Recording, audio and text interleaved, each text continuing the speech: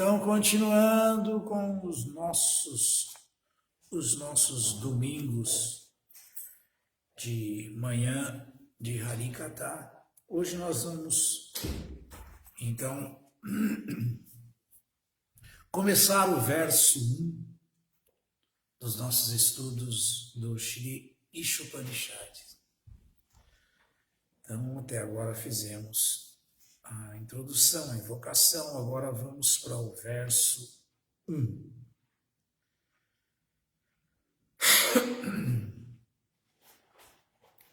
Então, verso 1. E Shavasyam midam sarvam yat kincha jagatyam jagat tena chatena bundita magrita kasha suidanam. Tradução. O Senhor controla e possui todas as coisas animadas e inanimadas que estão dentro do universo. Portanto, todos devem aceitar apenas as coisas que lhes são necessárias, que foram reservadas como sua cota. E ninguém deve aceitar outras coisas, sabendo bem a quem pertencem.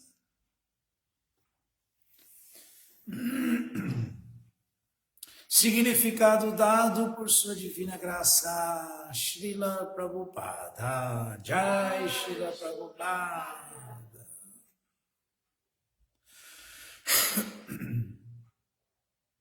O conhecimento védico é infalível, porque é transmitido através da perfeita sucessão discipular de mestres espirituais, que começa com o próprio Senhor.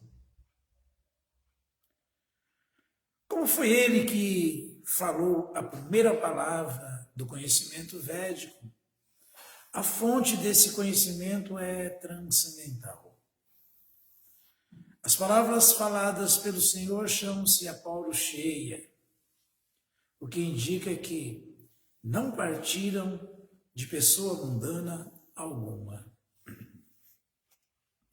Então, para começo de conversa, é um grande diferencial, né?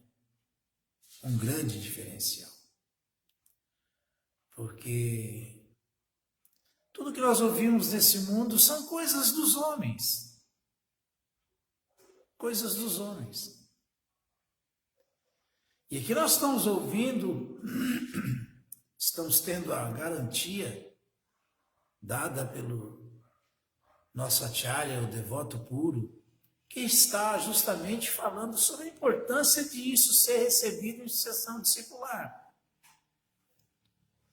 E quem começou essa sucessão discipular foi o próprio Krishna. E sendo o próprio Krishna, então logo esse conhecimento é transcendental. A fonte dele é transcendental, é a própria pessoa suprema. E a palavra que diferencia isso é a Paurushaya. A Paurushaya quer dizer justamente isso, que não foi falado por um ser humano comum, por uma pessoa mundana. Então isso é muito importante. Por que o conhecimento védico é a verdade absoluta? Porque ele foi falado pela verdade absoluta, não foi falado por ninguém mais além da própria suprema personalidade de Deus. No mundo material, o ser vivo tem 4 defeitos. Primeiro, na certa, comete erros. Tem até o jargão popular que diz que errar é humano. E nós sempre falamos que o que não é humano é permanecer no erro. Errar realmente é humano. Permanecer no erro é permanecer na vida de animal, não de ser humano. Então, fazendo o que os animais fazem, mas para eles é muito natural. Segundo, sujeita-se à ilusão. Nesse mundo, quem não está iludido? Quem? Só a alma liberada não está iludida. Só a alma liberada não se ilude. Terceiro, tem a propensão de enganar os outros. E quem não tem? Se engana os outros, às vezes até de maneira, algumas vezes de maneira inocente, muitas vezes de maneira infantil. Não que seja inocente, mas porque é uma tendência a querer sempre estar enganando o outro, que a alma condicionada tem. Então, os defeitos básicos da alma condicionada. Ela sempre vai cometer erros, comete erros. Tanto é que o processo de autorrealização é dado justamente para a alma condicionada a se libertar do condicionamento material. E dentro do processo, sempre, porque a alma condicionada comete erro, ela pode se esforçar, mas sempre no esforço dela para se situar em transcendência e desenvolver essa consciência superior, purificada, pura, ela comete erros. E isso Krishna falou no Bhagavad Gita. Todo esforço, mesmo no caminho da autorrealização, está fadado a erros. Mas nem por isso nós podemos desanimar. Nós temos que entender que isso faz parte, porque somos almas condicionadas, que cometemos erros. Mas não achar que nossos erros são irrelevantes, ou pior ainda, que eles são transcendentais porque estamos no caminho da transcendência. Aí é o absurdo do absurdo. E temos que estar sempre nos policiando nesse processo para gradualmente irmos superando a influência de Maya, a influência da energia ilusória, a ilusão. E o caminho é ouvir e seguir o mestre espiritual, a alma liberada, aquele que não comete erro e nem se ilude. E ter muito cuidado para não enganar ninguém. Às vezes, aparentemente, nesse mundo material, existem pessoas, yogis, sábios, religiosos eruditos, mas que estão nessa posição justamente para enganar outrem. Isso é uma tristeza, porque nós temos que nos policiarmos constantemente para não cairmos nessa tentação que é essa propensão de sempre estar enganando alguém, porque isso não é para nada favorável para o avanço espiritual. E quarto, isso já é mais difícil. Quarto, seus sentidos são imperfeitos. Todos nós temos sentidos imperfeitos, todos nós. Então, só o vidente da verdade, aquele que entende e vive a verdade, só esse aí realmente seus sentidos não são imperfeitos. Por quê? Porque ele ocupou todos os sentidos de maneira tão intensa e completa a serviço do Senhor dos sentidos, que o Senhor dos sentidos está presente nos sentidos dele. Então, ele não tem sentidos imperfeitos. Seus sentidos são perfeitos, porque ele ocupa todos os sentidos a serviço do Senhor dos sentidos. Prabhu, mas como isso é possível? Isso só vai ser possível no dia que nós não tivermos mais nenhum resquício de identificação corpórea. Só nesse momento estaremos com os nossos sentidos tão purificados que nós não vamos ter mais sentidos imperfeitos. Então, essa condição é muito difícil de ser alcançada, mas é o caminho a ser trilhado. Essa deve ser a meta do Bhakti Yoga, do devoto. O devoto deve buscar sempre essa perfeição. E qual que é o lema? A gente já começar a entender, bom, não sou esse corpo, então deixa eu agir como alguém que não é esse corpo. Eu sou alma, então deixa eu agir como a alma age. E como a alma age? Sempre a serviço do Senhor dos sentidos. Por quê? Porque ela não se identifica mais com esse corpo material, que não é ela, que não tem nada a ver com ela. Então, isso aí é difícil? Mas é possível. E é por isso que estamos ouvindo aqui essa explicação detalhada de Srila Prabhupada no significado desse primeiro verso do Sri Upanishad.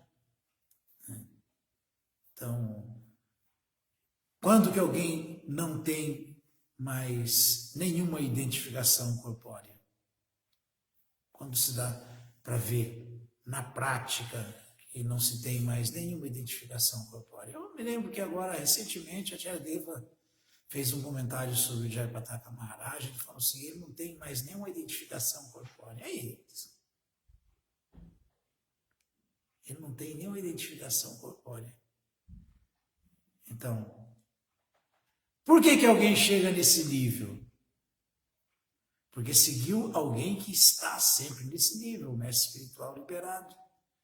E desenvolveu as qualidades do mestre espiritual liberado. Mas fazendo o quê? Fazendo o que o mestre espiritual liberado faz, sempre.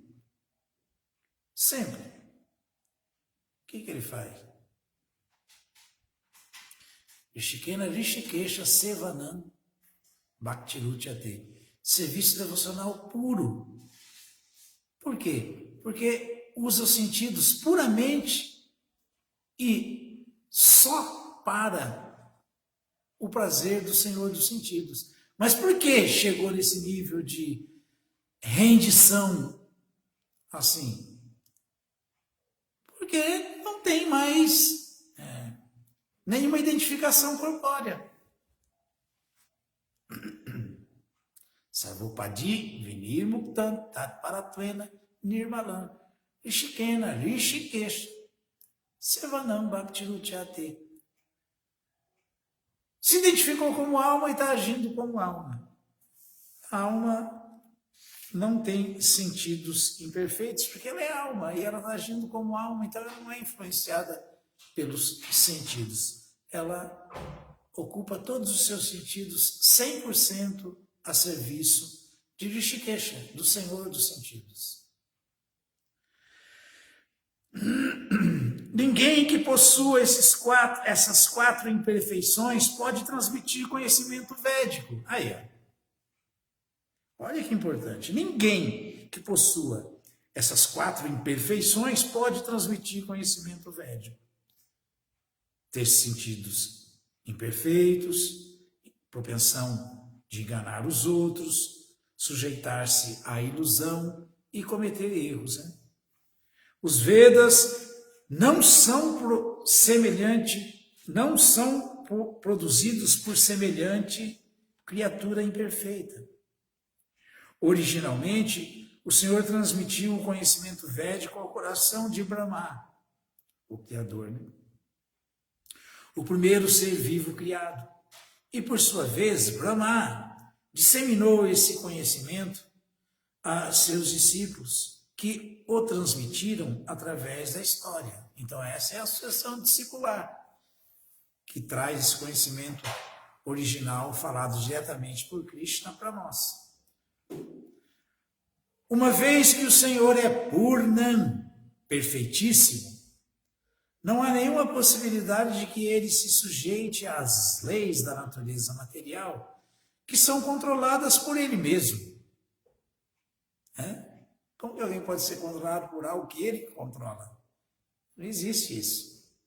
Entretanto, as entidades vivas e objetos inanimados são controlados pelas leis da natureza e, em última análise, pela potência do Senhor. Este Shri Upanishad faz parte do Yajurveda. E através de suas informações, fica-se sabendo quem é o proprietário de todas as coisas que existem dentro do universo. No 7º capítulo do Bhagavad Gita, 7, 4, 5, onde se discute para e apara prakriti, confirma-se que o Senhor é proprietário de tudo dentro do universo. Os elementos da natureza, terra, água, fogo, ar, éter, mente, inteligência e ego, pertencem todos à energia material inferior do Senhor, a Pará Prakriti. Enquanto que o ser vivo, a alma, a energia orgânica, é sua energia superior, Pará Prakriti. Essas duas energias prakritis emanam do Senhor e, em última análise, ele, o Senhor, é o controlador de tudo o que existe. No universo não há nada que não pertença a para ou a Pará Prakriti. Portanto, tudo é propriedade do Ser Supremo. Bem claro, né? Se tudo que é material e tudo que é espiritual pertence a Krishna, logo não sobrou nada, tudo pertence a Krishna. Porque a pessoa completa, a absoluta personalidade de Deus tem inteligência completa e perfeita para controlar tudo por meio de suas diferentes potências. O Ser Supremo é frequentemente comparado ao fogo.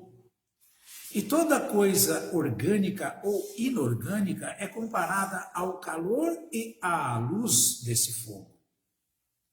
Assim como o fogo distribui energia sob a forma de calor e luz, o Senhor apresenta diferentes manifestações de suas energias. Desse modo, ele permanece o controlador, sustentador e coordenador último de todas as coisas.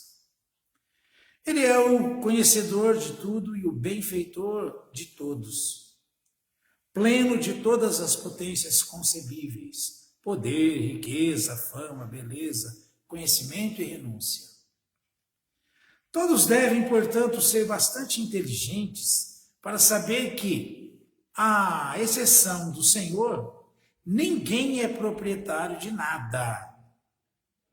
Quando essa compreensão se tornar uma realidade, acabaram-se todos os nossos problemas. Todos. Porque o sofrimento é justamente devido a esse sentido de posse, que é uma mentira. A gente pensa que tem, mas não tem, logo sofre e fica frustrado e luta por algo que nem é nosso. Cada qual deve aceitar apenas as coisas que o Senhor lhe reserva como sua cota. A vaca, por exemplo, fornece leite, mas não bebe esse leite. Ela come grama e palha, e seu leite é designado como alimento para os seres humanos. Esse é o arranjo do Senhor, e devemos nos satisfazer com as coisas que Ele bondosamente reserva para nós, levando sempre em consideração que tudo o que possuímos pertence de fato a Ele. Uma casa, por exemplo, é feita de terra, madeira, pedra, ferro, cimento e muitos outros materiais. E se pensarmos de acordo com o Shri Upanishad, deveremos saber que nós mesmos não podemos produzir nenhum desses materiais de construção. Tudo o que podemos fazer é juntá-los e dar-lhes diferentes formatos através de nosso trabalho. Um trabalhador não pode afirmar que é proprietário de uma coisa só porque trabalhou arduamente para manufaturá-la. Ainda manufatura, né? Ergue a casa em cima da terra que estava aqui antes da gente, vai continuar aqui depois da gente, porque não nos pertence. Pertence a Krishna. Olha que loucura! Os elementos materiais não são nossos. Nós só manipulamos tais elementos. Aí construímos em cima da base dos elementos materiais, que é a Terra, que também não é nossa. Aí o tolo acha que aquilo é dele. Então, isso é muito importante. Nós temos que entender que nada, realmente nada, nos pertence. Nós só podemos manufaturar os elementos materiais, juntá-los e colocá-los em cima de outro elemento material, que é a terra, que também não nos pertence. Ah, mas vou pôr na água. Também não nos pertence a água. Na sociedade moderna há sempre uma grande desavença entre os proletários e os capitalistas. Eu que eu diga, hoje em dia, então, aqui no Brasil está mais que rachado isso. Essa desavença assumiu proporções internacionais e o mundo está em perigo. Escutem só, Srila Prabhupada.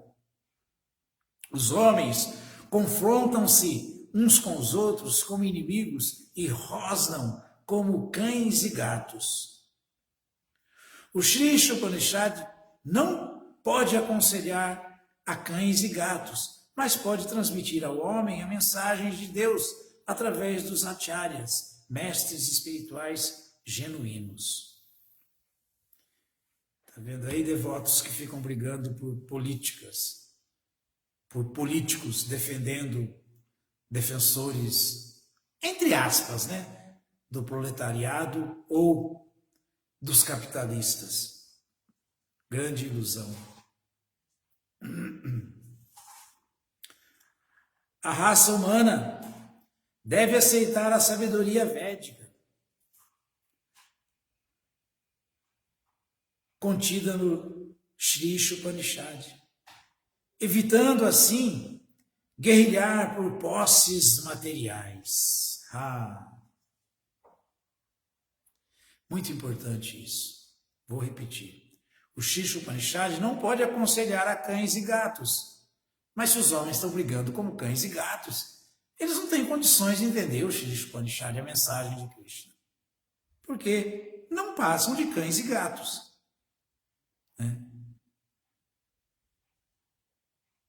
Então, o Sri Upanishad não pode aconselhar a cães e gatos, mas pode transmitir ao homem a mensagem de Deus através do mestre espiritual, dos acharyas genuínos. A raça humana deve aceitar a sabedoria védica contida no Sri Upanishad, evitando assim guerrilhar por posses materiais. Nós estamos brigando por ideologia, nem chegamos na posse ainda, só por ideologias materiais. É um absurdo. Todos devem satisfazer-se apenas com os privilégios que lhes são concedidos pela misericórdia do Senhor. Não pode haver paz se os comunistas ou capitalistas ou qualquer outro grupo alegar propriedade sobre os recursos da natureza, os quais pertencem unicamente ao Senhor. Aí os capitalistas supostamente acreditam nesse Deus, mas estão pegando para eles. E os comunistas nem querem saber de Deus e querem pegar para eles também. É uma loucura. Só loucura. Então, muito bom ouvir Srila Prabhupada indo bem na raiz do problema todo nosso, de todas as nossas desavenças aqui por bobagens. Todos devem satisfazer-se apenas com os privilégios que lhes são concedidos pela misericórdia do Senhor, porque isso aí a gente só vai receber o que tem direito, como cota, por karma. Por karma. O cristão não erra, não. Não pode haver paz se os comunistas ou capitalistas, ou qualquer outro outro grupo, alegar propriedade sobre os recursos da natureza, os quais pertencem unicamente ao Senhor. Os capitalistas não podem coibir os comunistas com simples manobras políticas, e nem os comunistas podem derrotar os capitalistas lutando por pão roubado. Ei, Srila Prabhupada aqui já. Se eles não reconhecem a Suprema Personalidade de Deus como proprietário, todas as posses que alegam possuir são, na verdade, objetos roubados. Uma condicionada conhecida como stena, ladra, rouba a propriedade, quer roubar a propriedade de Krishna. Quer roubar, né? Porque roubar mesmo não consegue nunca. Muito bom isso. Se eles não reconhecem a Suprema Personalidade de Deus como proprietário, todas as posses que alegam possuir são, na verdade, objetos roubados. Consequentemente, são passíveis de punição pelas leis da natureza. E essa daí não falha, não. Essa aí não falha. Não quer saber se é um chinês poderoso, se é um russo poderoso, se é um americano bambam. Ninguém fica sem a punição. As bombas nucleares estão nas mãos tanto dos comunistas quanto dos capitalistas. Está vendo? Caso não reconheçam que quem é o proprietário, é certo que essas bombas acabarão arruinando ambos os grupos. Portanto, para se salvarem e trazerem paz ao mundo, ambos os grupos devem seguir as instruções do Sri Ishopanishads. Isso para as pessoas em geral. Imagina o quanto isso não é de muito mais peso para os devotos. Devotos estão brigando assim, gente? Que coisa mais clara do que essa? Quem já tem essas informações, quem já ouviu da alma liberada, do mestre espiritual, quem pode ouvir, abrindo aqui o Sri Ishopanishads, está brigando por essas coisas, por essas ideologias malucas, que são completamente ilusórias. Portanto, para se salvarem e trazerem paz ao mundo, ambos os grupos comunistas e capitalistas, devem seguir as instruções do Sri Ishopanishads. Muito bom. Seres humanos não se destinam a brigar como cães e gatos. Devem ser bastante inteligentes para entenderem a importância e o objetivo da vida humana. O devoto deveria ter uma preocupação um pouco maior com isso, e não com politicagem A ou B.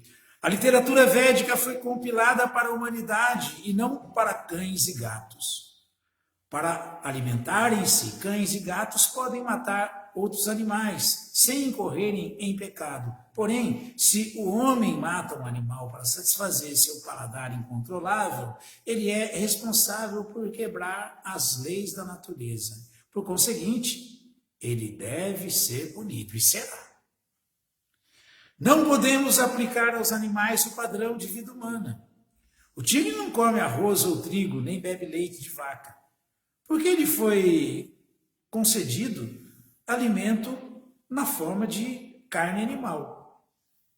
Existem animais e pássaros que são vegetarianos ou carnívoros, mas nenhum deles transgride as leis da natureza que foram determinadas pela vontade de Deus. Agora, o homem sim, né? Os animais, os pássaros, os répteis e outras formas de vida inferior adaptam-se estritamente às leis da natureza. Eles se contentam com sua cota. Imagine, o animal se contenta, o ser humano não. Portanto, para eles, o pecado está fora de cogitação. Tampouco as instruções védicas destinam-se a eles. Esse que é o problema de estar no corpo animal. Só a vida humana é uma vida de responsabilidade.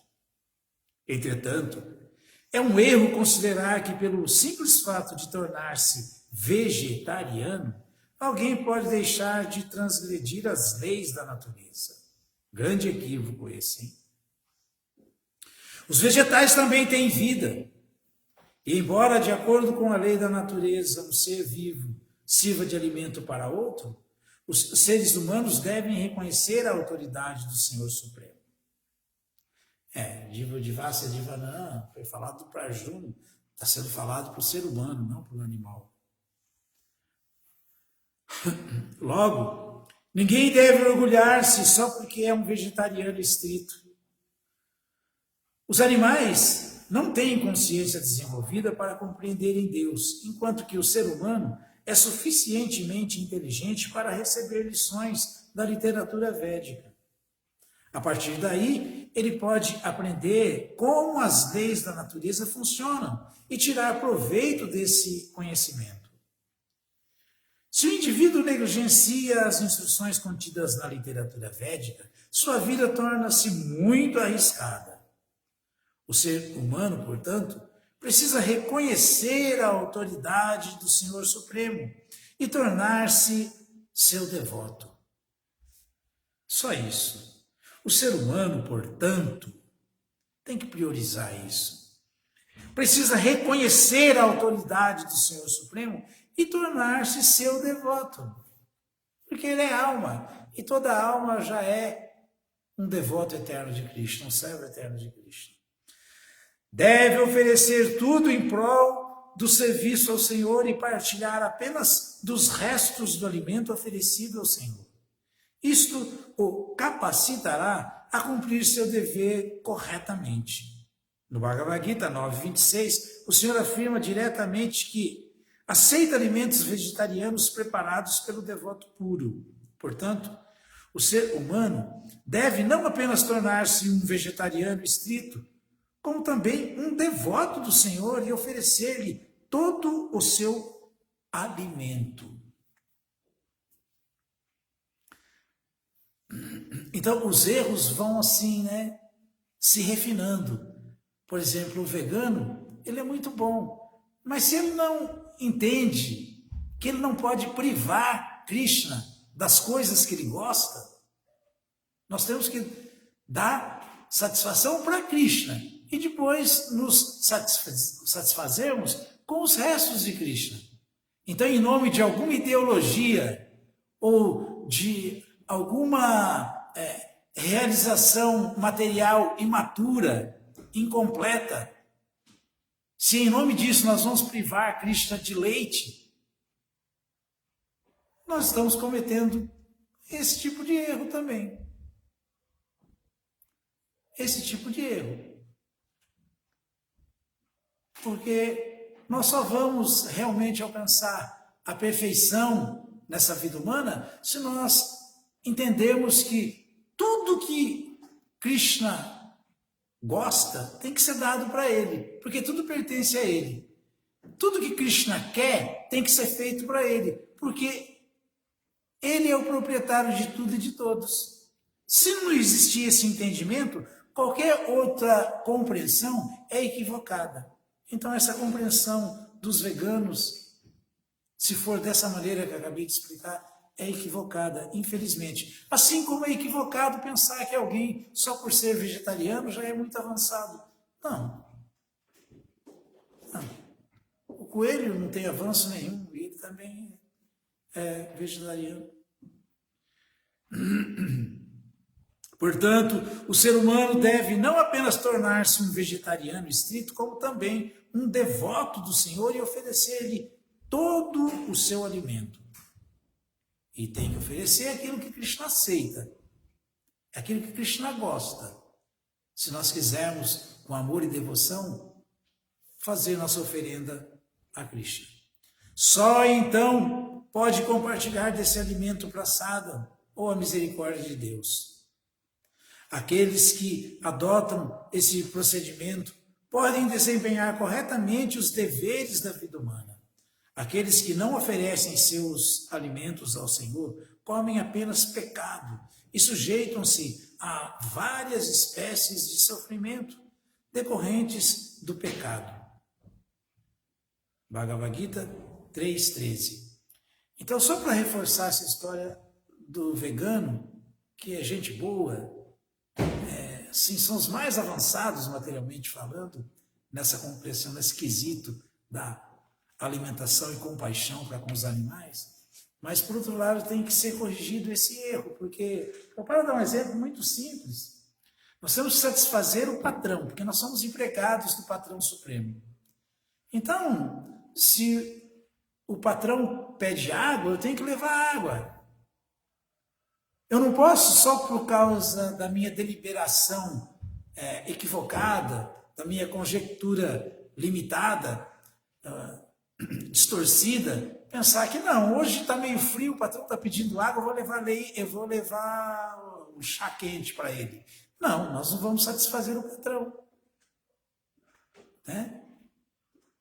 Então não, porque a vaca sofre muito para dar o leite, então eu não vou dar leite para Krishna por causa disso. Não, isso é uma loucura nossa. Isso é um erro crasso.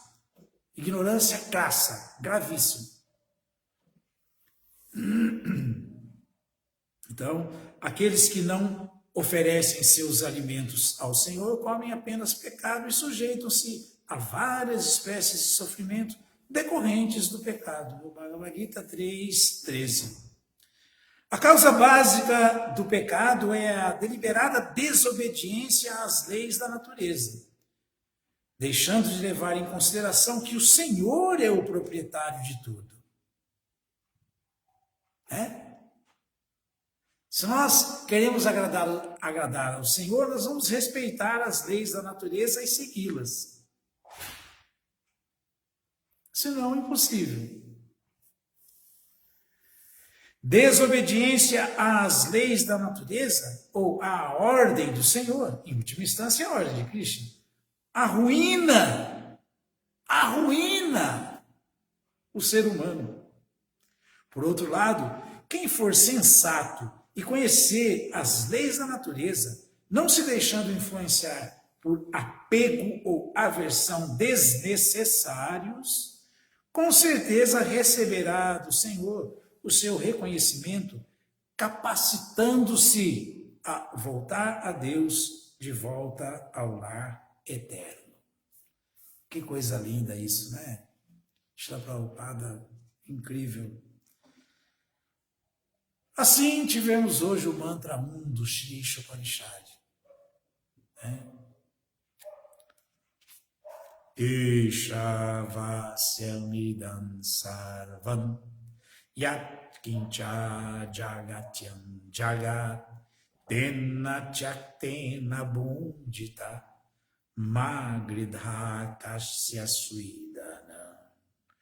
O Senhor controla e possui todas as coisas animadas e inanimadas que estão dentro do universo. Portanto, todos devem aceitar apenas as coisas que lhes são necessárias, que foram reservadas como sua cota. E ninguém deve aceitar outras coisas, sabendo bem a quem pertencem. Shri Shri Harikata Ki Jai, Shri Prabhupada Ki Jaya.